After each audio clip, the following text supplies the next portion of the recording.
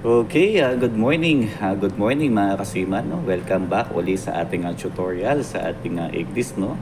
Again, ang type po ng ating EGDIS ay JRC at ang model ay 9201. No?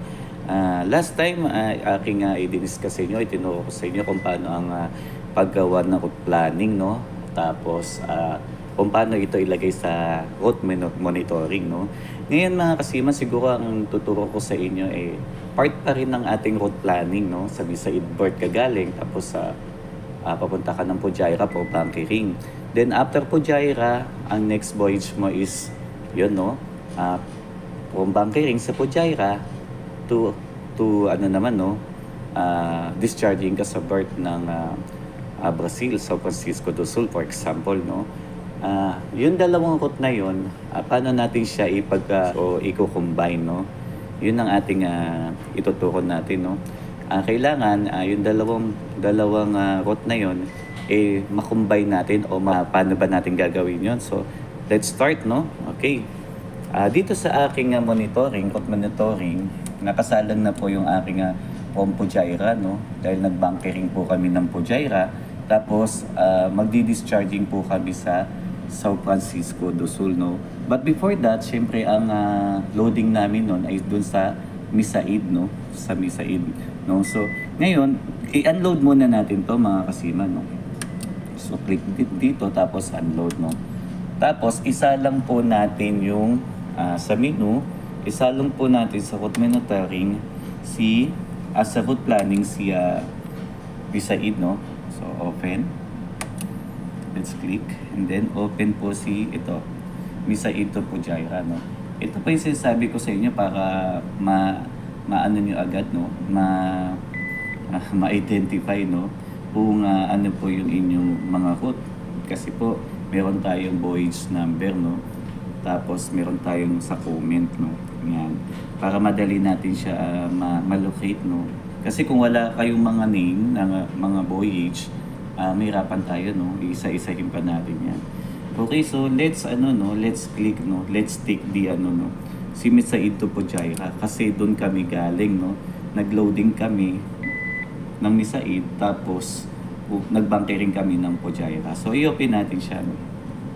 Okay, salang natin sa route planning. So andito na siya mga kasiman sa route planning. So kung gusto natin makita yung part ng Misaid, yung last time na tinuro ko sa inyo, i-highlight natin siya, no? Pindutin natin yung 0 and then punta tayo dito kay single point, no? Para mag-jump siya. So ayun mga kapatid, no? Mga kasiman, ito po siya. Ito po yung part ng Misaid kung saan kami nag-loading, no?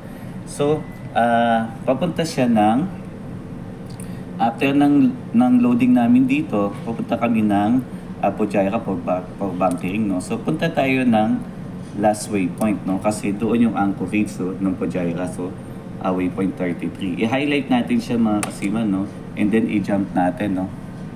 So, eto. Okay. Si single point na gagamit. Ayun. So, eto mga kasiman, no? Sa anchorage ng Pujaira. Dito kami nag-bunkering. Ngayon, gusto ko i-merge dito yung ating pagsamahin natin sila. I-combine natin yung ating next route, no? Kasi syempre, birth to birth naman talaga yung kailangan ni PSC, no? So from here, ikakabit natin, kumbaga, no? Ikakabit o i-merge natin yung ating route, no? So, meron na tayong nakagawa na tayo ng route papuntang São Francisco do Sul, no? So, ang kailangan naman natin is ikabit lang natin dito sa last waypoint na to, no? Okay, so paano gawin yun mga kasima, no? So, ang una natin gagawin, punta tayo sa last waypoint, no? Waypoint 33, no? Sa ating table editor. Then, i-click po natin ito, no? Right-click. No, yun. Tapos mga kasiman, makikita nyo dito yung insert other route, no? So, click lang natin si insert other route, no? Yan. Tapos, magbibigay po siya ng insert other route, no? Select po natin si Pujaira to São Francisco do Sul, no? Hanapin natin siya dyan. Voyage 81L2 yun, no? Yan. Kaya mahalaga po mga kasiman yung pangalan, no? Para madali po natin siyang malocate, no? Okay. Yun. Yun, yung po gyra to south, no? Ganyan po ako mag-naming. So, i-click po natin siya mga kasiman. No? Pagka-click natin, okay, click okay. Ayun na siya mga kasiman. No? So, i-arrange lang natin kasi nagka-doble yung waypoint niya. No? Meron na tayong waypoint na 0. Siyempre, galing tayo ng na dito sa Anchorage, tapos waypoint 33 naman siya doon sa final sa isang route, no? Okay, so ang gawin natin is burahin natin yung isang route, yung isang waypoint, no? So let's click and then delete. Yun, so yan na siya, nag-solo na siya mga kasiman, no? So eto, waypoint 33 na siya, no? Nawala na yung 0. Okay mga kasiman, no? Ganun lang siya kasimple mga kasiman, no? Ito yung waypoint 33, tapos yung table editor natin is no, combine na siya. Sige, waypoint 33 hanapin natin, no. Hanapin natin sa table editor. Down na ako, yun. Ayun na siya mga kasiman, no, Gyra Anchorage. Tapos yung next niya is ito na, yung papunta na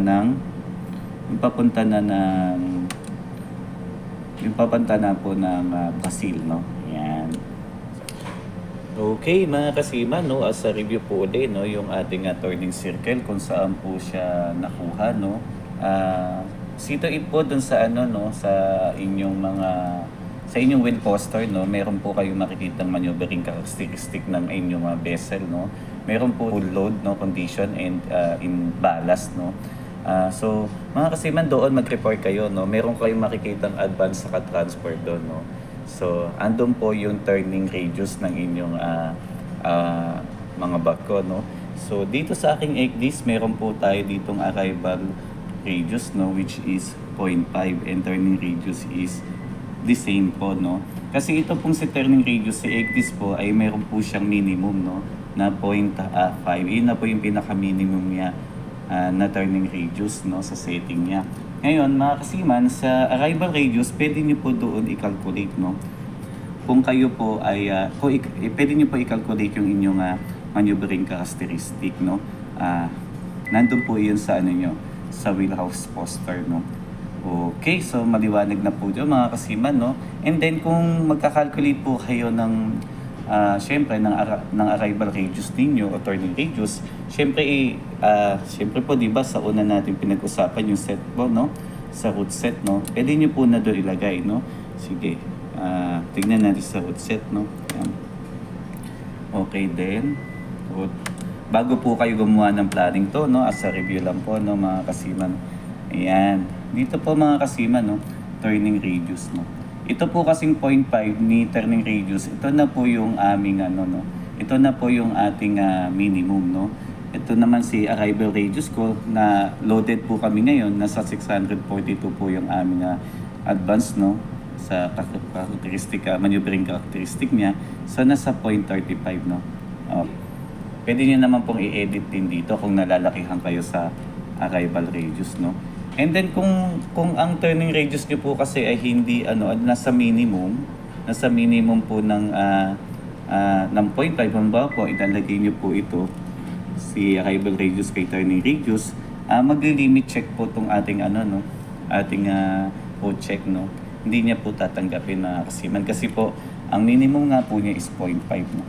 Na example para makita po ng ating mga viewers, no. Okay, halimbawa niyo po dito sa waypoint.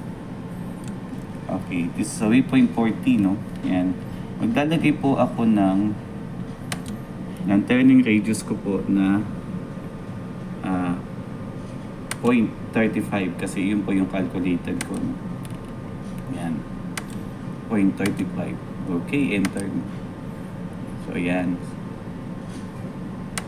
Ayun po mga kasiman, no? Pag show route natin, no? Okay. So ayun po, no, si limit check magkakaroon po ng isa, no. So puntahan natin, ayun po, si waypoint 39 sa kasi waypoint 40. Kasi po, ang minimum turning radius niya is 0.5, no. Kahit po ilagay po natin doon sa setting, no, mag-a-alarm po kasi siya kasi nasa minimum siya, no. Okay, so kapag binalik po natin si waypoint 40 sa turning radius niya na 5. Okay. 50.5, no? Okay. Mawala na po si alarm, no? Ayun. O yun mga kasiman, no? Para alam niyo po kung paano mag-set ng ng arrival sa turning radius. Okay, mga kasiman, no? Gawa na po yung ating combination o yung pinag-submerge natin na root, no?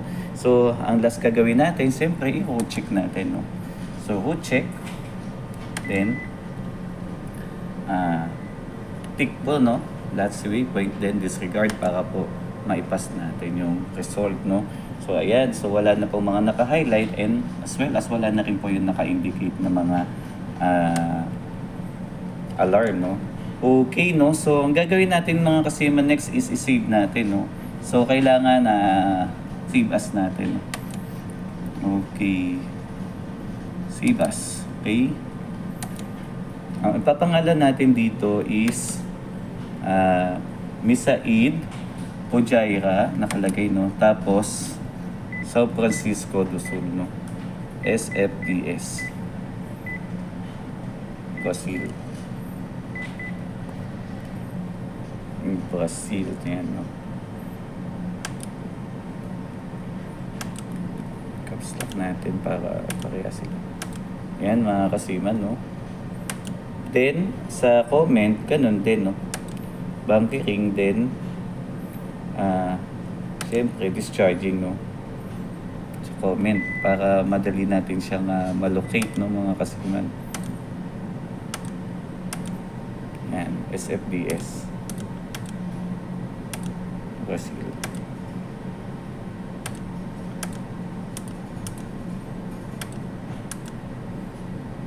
Okay.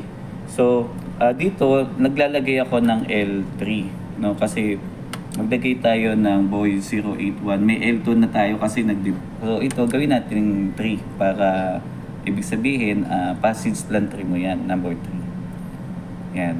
Ganun po ako para alam ko po kung ito yung birth to birth na passage plan ko, no?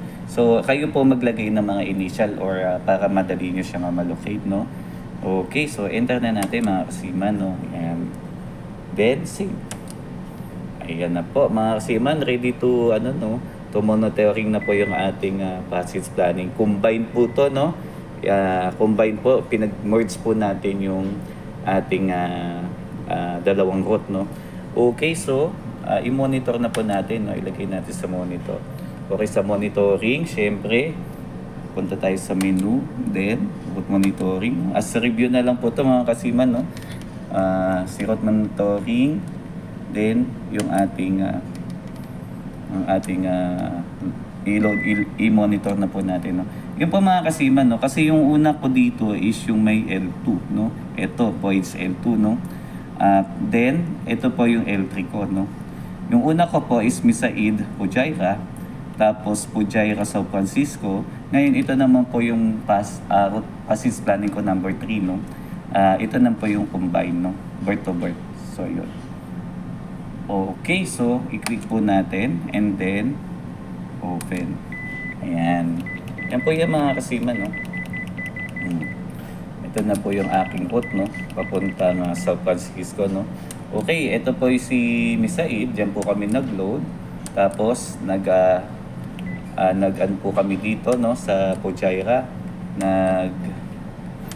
Nag-bunkering, no? Dito sa Pujaira. And then, papunta po kami ng Brazil. Yan.